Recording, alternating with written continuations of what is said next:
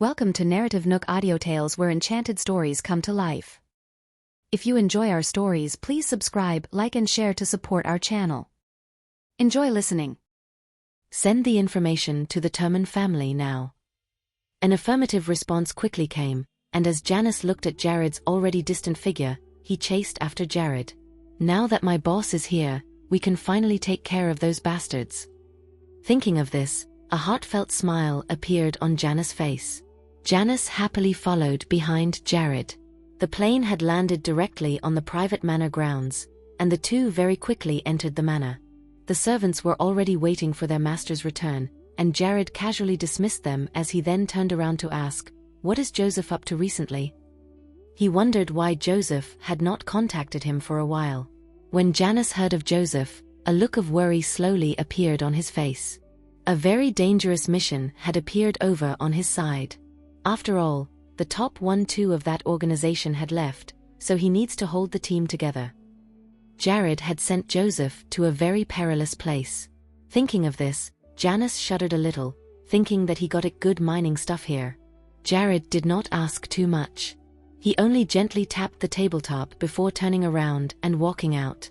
"Take me to see the scene of the incident. These people sure are bold. They actually dared to mess around on my home turf."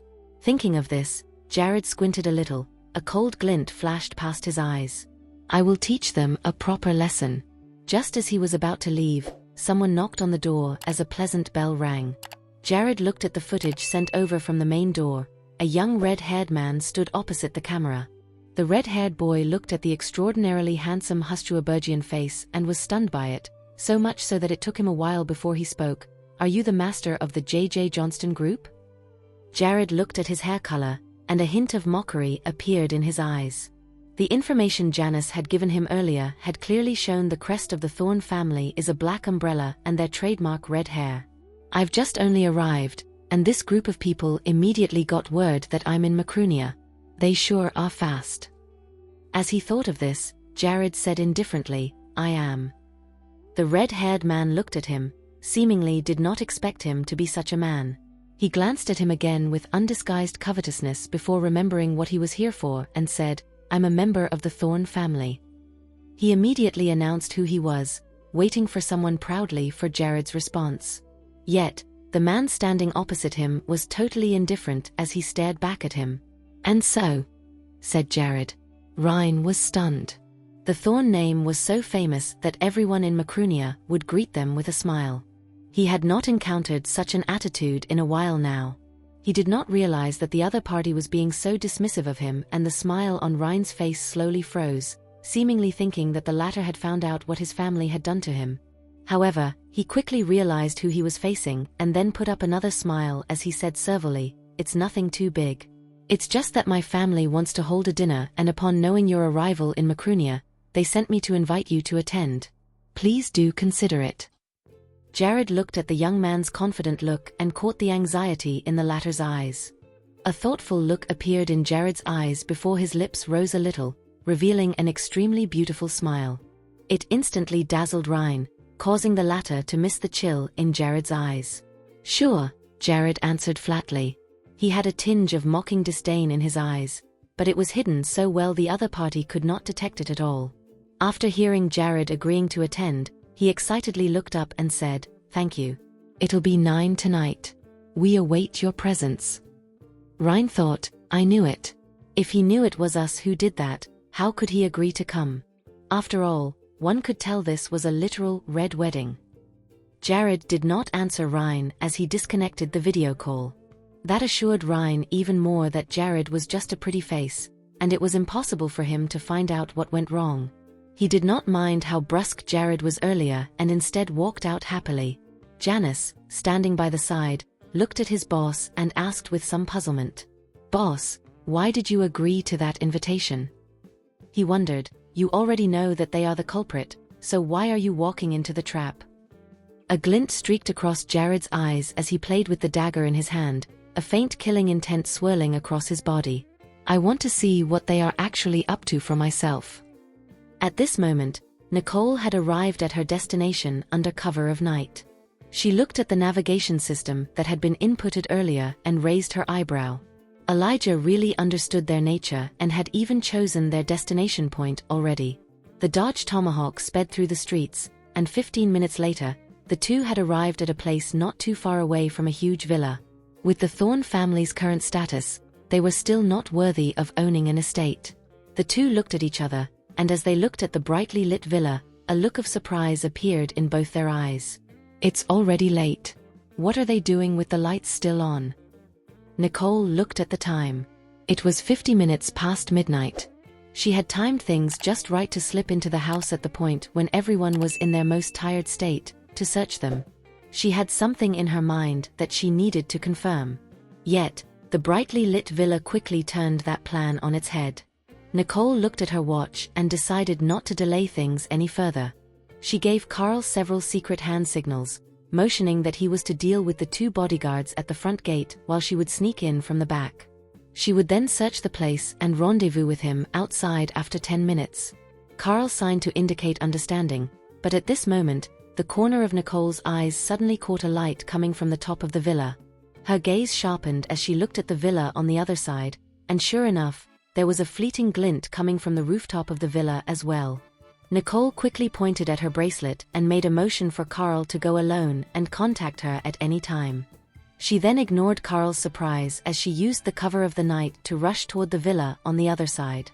She was so fast that she reached the limits of a human being. Carl shrugged helplessly and accepted his teammate's unconventional plan. He stood up and leaned against the wall as he approached the two burly bodyguards by the door. Just as one of them was not looking, he choked out the bodyguard closest to him and then slammed a karate chop on the other bodyguard before the latter could even shout. The two slumped onto the floor, and Carl was pleased with his handiwork before darting into the Thorne family villa. He darted around the shrubs in the garden to approach the main hall and quickly climbed onto a windowsill by the side. He then used it as a launch pad to jump onto the second floor before hooking his leg onto the wall and hanging himself upside down. This posture would hide him from sight from anyone on the first or second floor. Plus, he had also chosen a blind spot between patrols, and it could be said that he was extremely experienced. Carl was a little puzzled. He did not know what the occasion was today that the Thorne would deploy so many guards, as if some kind of war was about to break out. Their deployment looked more like they were trying to stop the people inside from coming out rather than people from coming in. With this suspicion in mind, Carl placed a small squarish instrument onto the wall as the miniature headset in his eyes automatically connected to it, allowing him to listen clearly to what was being said inside the villa. The first 10 minutes were nothing but a cacophony of voices, but Carl waited patiently as he waited there quietly, not unlike a still statue. It was until 1:30 when the crowd was slowly trying to disperse but was instead being held inside the villa. Many then let out angry voices. "Hey, asshat, what are you doing trying to keep us here? Ryan Thorne, what are you thinking? You're actually the Intercontinental Party's lapdog. Stop."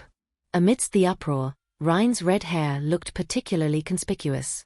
He gently dug his ear as he irritably pulled something out and pulled the trigger. A loud bang soon rang out, and Carl immediately frowned. This was a sound he was most familiar with. A gunshot. He disregarded the risk of being found as he quickly flipped over and descended without a sound. After positioning himself at an angle where he could see what was going on inside, he then stopped moving. The moment Ryan took out the gun, everyone went silent as an awkward silence cast a pall upon the villa.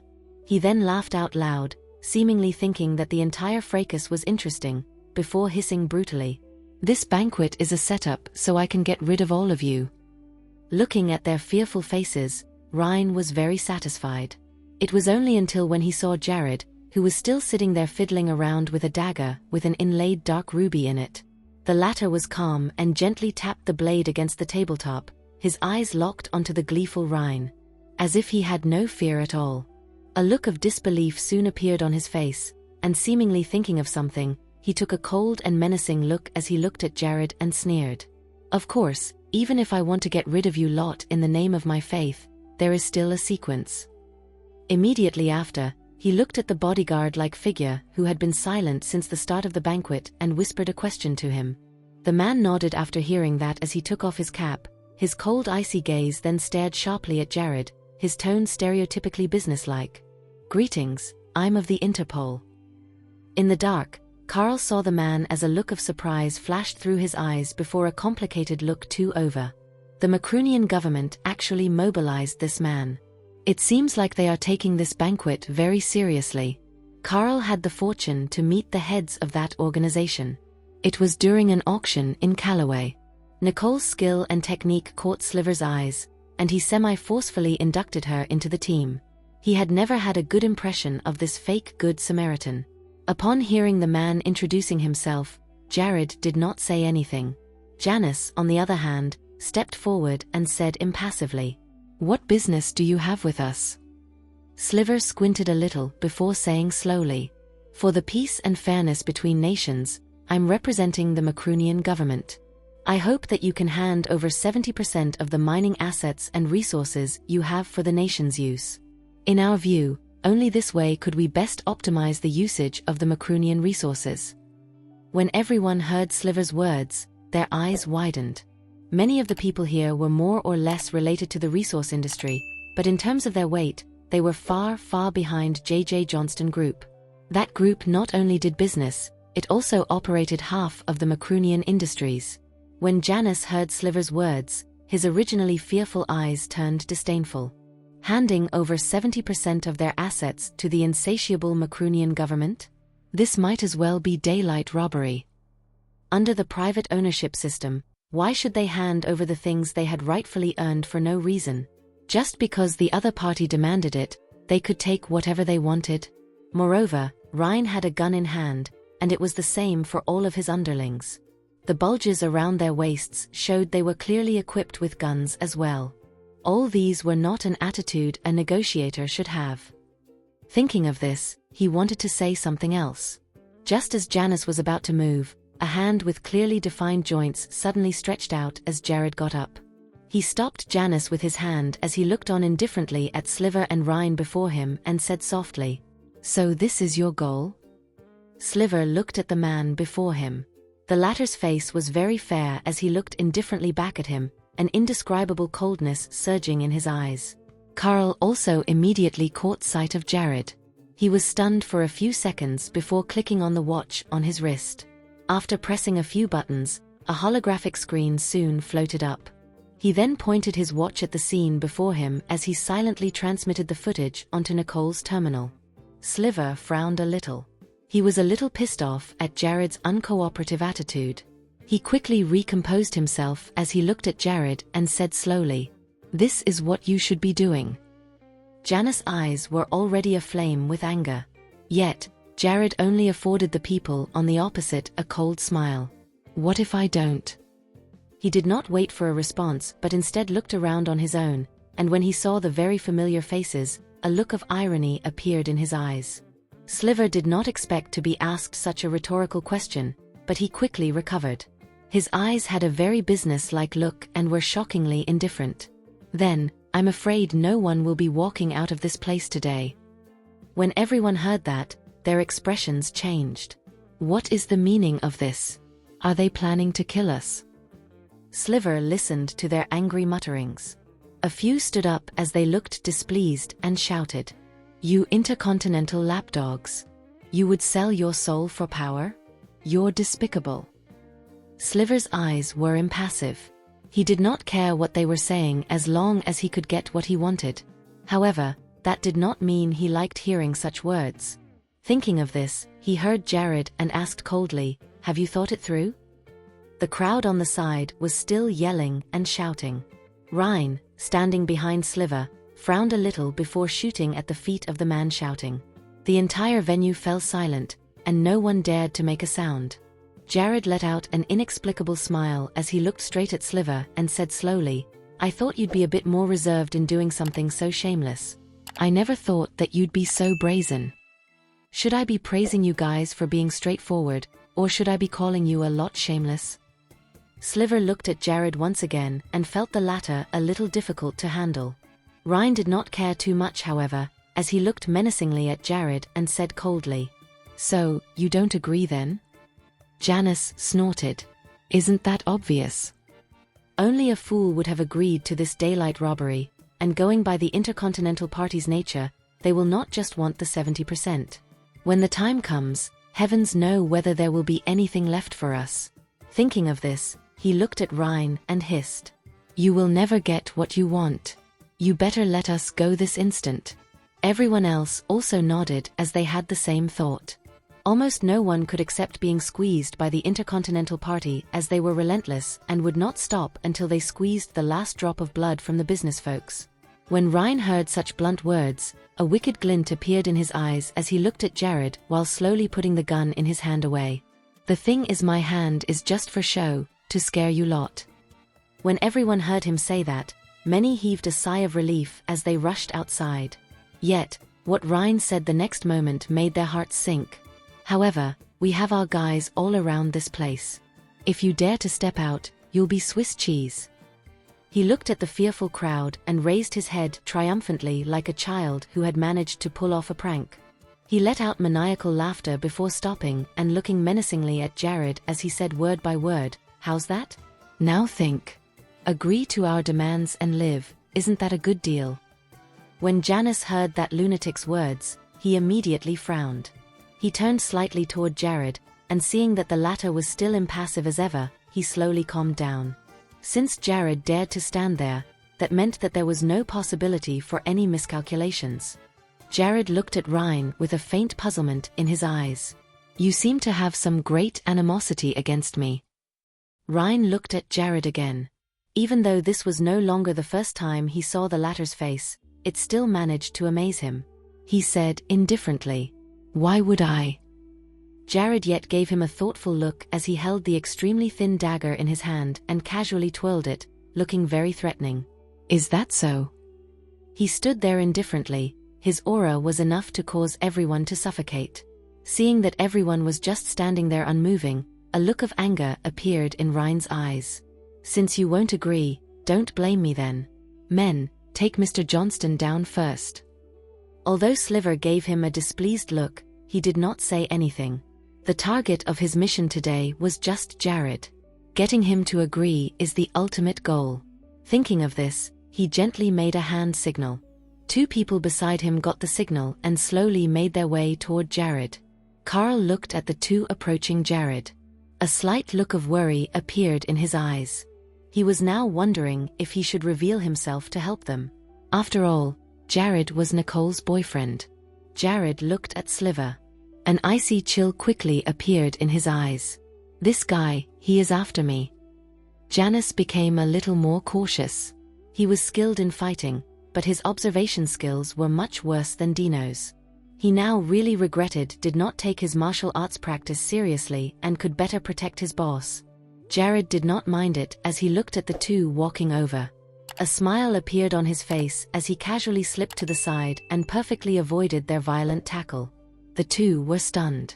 That move they used was only a fraction of a second, and no one had been able to dodge it. Is it a coincidence? They looked at Jared's back with a faint look of fear in their eyes. This time, they struck without hesitation and were twice as fast as their previous strike. Yet, Jared seemed to have eyes at the back of his head.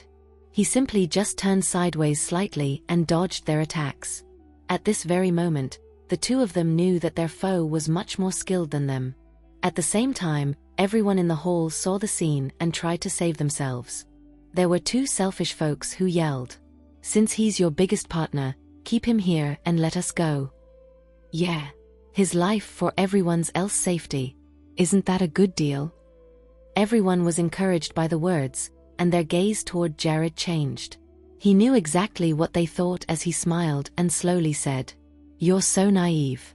Do you think that he'll let you walk out alive after killing me?" A number of smarter folks immediately shut up, but there were still a few who had a menacing glint in their eyes. If we can use the life of a stronger competitor to exchange ours, how profitable will it be? Looking at their scheming expressions, Jared's expression remained impassive as he was not surprised by their stubbornness at all. Ryan looked gleefully at Jared. The menace in his eyes faded away, looking extremely normal now, with a tinge of faked sorrow. Yet, the smile in his eyes did not fade away. No one could have such a handsome face and not be destroyed. If there's anyone to be blamed for being so good-looking, it's Jared himself. Thinking of this, he let out a weird laugh. Oh, how the mighty falls. Mr. Johnston, people sure do hate you. Sliver looked at Jared, and a cold glint flashed across his eyes. Enough. Stop the nonsense. Deal with the others and get them to sign the agreement. As for Jared Johnston, I'll deal with him. As Sliver said that, he motioned with a look. A group of black-clad bodyguards immediately appeared from a dark corner and closed in on Jared. Ryan's 2 bodyguards immediately fell back. Since they could not get close to Jared anyway, they would be better off retreating. Janice tried to protect his boss. Although he felt things were going to be tough, he had no fear. As if he did not even consider these people his equal. Carr looked at the scene and frowned a little. He was now sure that the Thorne family and the Intercontinental Party must have some secrets. It was possible that the Macronian government had promised the Tomey family something for Ryan to be so reckless. It must have been a hefty price. Looking at Sliver, Carl narrowed his eyes. For them to summon Sliver to deal with him, his existence must have threatened someone. Carl could not help but be amazed. The man Nicole chose sure isn't ordinary at all. Just as he was wondering if he should show himself, a rustle came from the communicator as Nicole's voice suddenly rang out.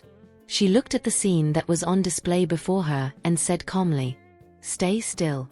Carl, amplify the communicator's volume by 10 times. Carl was puzzled, but he still did it.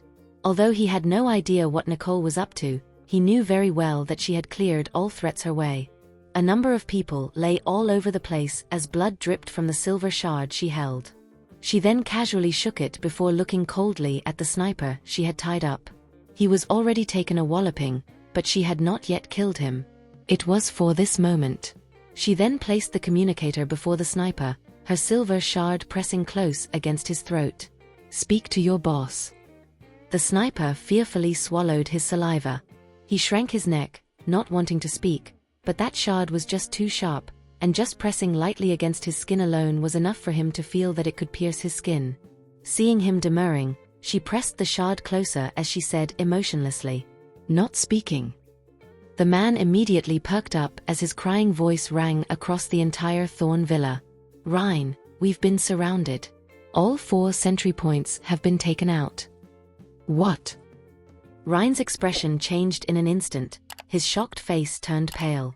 Everyone held their breaths, but they did not believe the thing said from the weird device was true.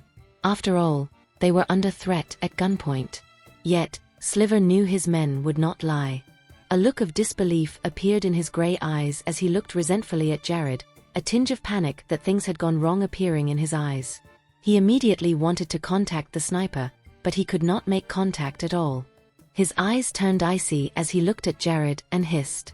The sniper's voice interrupted him as it continued. We've been surrounded. Do not make a move against Jared Johnston, or we are all dead." Upon hearing this, the first person Sliver suspected was Jared. No wonder this guy was so calm. He came prepared. I've grossly underestimated him. Jared Johnston knew. He had deployed so many men, yet Jared was still unscathed. This was an absolute slap to his face. Jared stood before him, his aura imposing, like a king standing before the masses. Behind him, Janice stood respectfully. Yet, at this moment, a young man walked out of the darkness and came to their side. When Ryan saw that man, his eyes shrank as he said in disbelief, "Carlisle. Why is he here?" Carl looked at the surprised Ryan, and while his face was still hidden in the darkness, the chill on it was palpable. "No need to be surprised, Ryan," he said slowly, his voice low yet attractive, with an inexplicable tinge of bewitching. "We should be settling the score between us sooner or later, right?" What did he mean? Ryan looked at Carlisle's blue eyes and felt anxious. Has he found out what we did to the Terman family? Ryan's expression immediately turned grim. He turned to look for Sliver's help, only to find that the latter was looking thoughtfully at Carlisle. If this man is here, then S. Recalling what the sniper had just said, something flashed past Sliver's eyes. If it's S who had gotten involved, then no one could stop her. I never thought that Jared could mobilize S. I've really underestimated him. Ryan looked at Sliver, hoping the latter would say something. After all, he knew that he was subconsciously weaker when facing Carlyle. Yet, Sliver did not make any move at all. His icy gaze fell upon Jared as if he was thinking of something. Jared ignored him but was instead surprised that Carl was here. However, he could already guess Carl's identity, so he did not say much.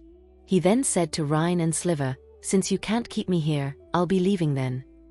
He was not aware of what was going on, but with Carl here, he knew that girl was probably here as well. No wonder she said she had to leave a few days ago. It turns out that. As he thought of this, he could not wait anymore as he turned and left the Thorne family villa. Are you just going to watch him leave like that? Ryan got a little panicky. Yet, Sliver dared not make a single move. Because he was afraid of that pair of eyes in the dark. After they left the villa, Carl frowned as he said to Jared, "Go ahead first. I still have things to attend to." Before Jared could even respond, he left in a hurry. Jared's expression turned sullen, but he knew better than to stop Carl, leaving Nicole without any support. Janice looked at Carl's back and whispered, "Boss, do you need me to investigate who was the one who intervened tonight?" After all, his boss had not arranged for anyone to surround this place. Jared shook his head as he looked in the opposite direction Carl was walking toward, and a smile appeared. "Call everyone back. There's no need to keep an eye on this place any longer. Call back the satellite surveillance as well." Janice wanted to say something, yet Jared had already left.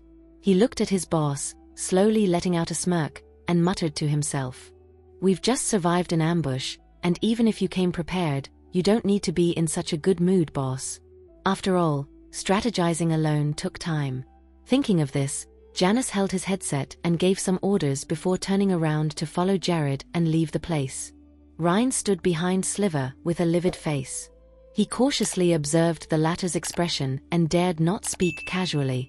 "If we cannot take out that man with such an opportunity, it'll be much more difficult in the future. I wonder who helped Jared. Otherwise, he wouldn't have escaped." Just as Ryan was entertaining that thought, Sliver turned around. He quickly came to the few other villas nearby and looked at his subordinates all on the ground groaning in pain.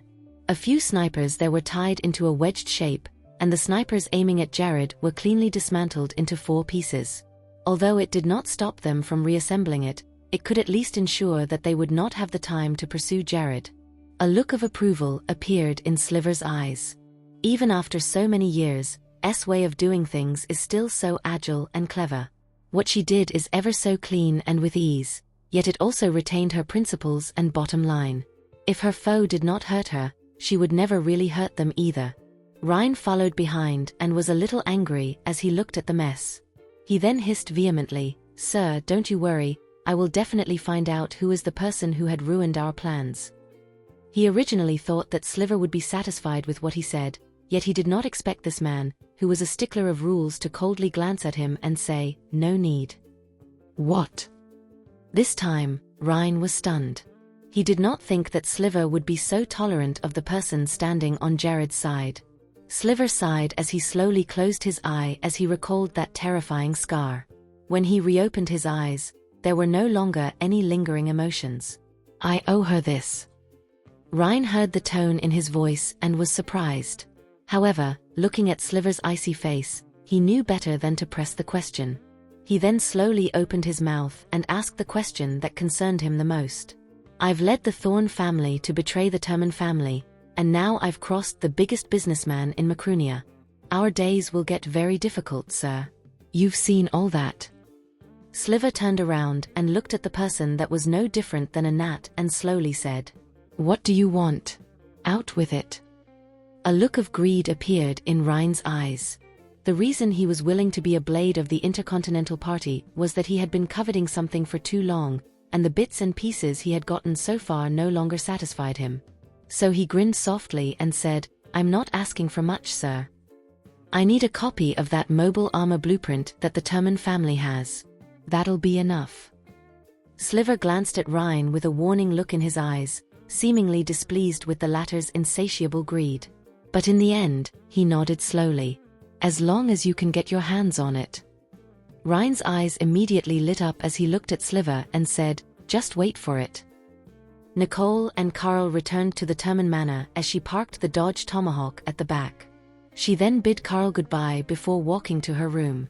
By the time she returned to her room, the silver-white glint had unsurprisingly disappeared, as it must have been stored away by Elijah.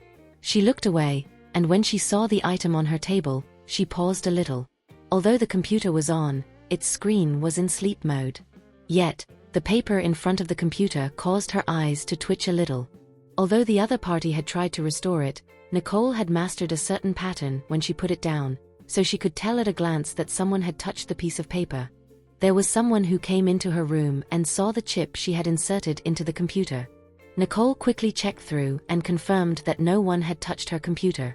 The person seemed to be confident that Nicole would not be able to find anything even with the chip in hand. Therefore, the other party only touched on that simplified blueprint. Thinking of this, Nicole's eyes twitched a little as she turned on the computer again and casually hacked the surveillance camera on the 3rd floor. As she looked at the people that came and went while she was out, she seemed to have locked onto something and immediately sent out a message. Barely 2 minutes later, the other party sent the stuff she wanted over. She looked at the name, but there was no surprise in her eyes. The next morning, Carl knocked on Nicole's door, and when he saw her opening it, he titled his head a little and let out a rather silly smile. Dad called us downstairs. He said that he has a guest coming. Nicole nodded softly as she put the thing in her hand down and got up to leave with Carl. Along the way, Carl was talking to her, and when they got to the 2nd floor, a burst of chatter rang out behind them as a group of girls from the Terman branch families walked over together.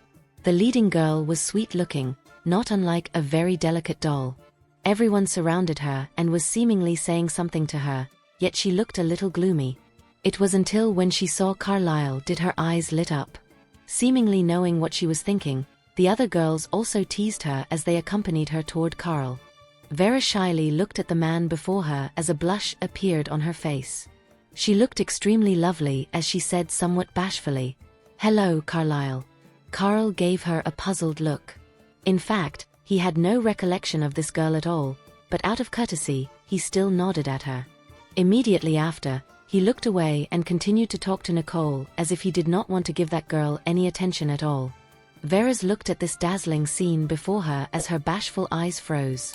Only then did she notice Nicole and start to get a measure of the latter. She was not home yesterday, but she had heard the girls telling her that Carlisle had brought a Hustuabergian girl back. He seemed to take good care of the girl, and even the master of the family treated her very differently, even handing over some authority to her. All these were previously handled by Aunt Mary. She was originally dismissive of such rumors, but by the looks of things, how Carlisle was treating the lady really shocked her. Thank you for listening. If you have enjoyed this story, please like and share so others can see it too. Also hit the subscription button and notification bell so you can be notified on our next release. Thank you for your support. God bless you.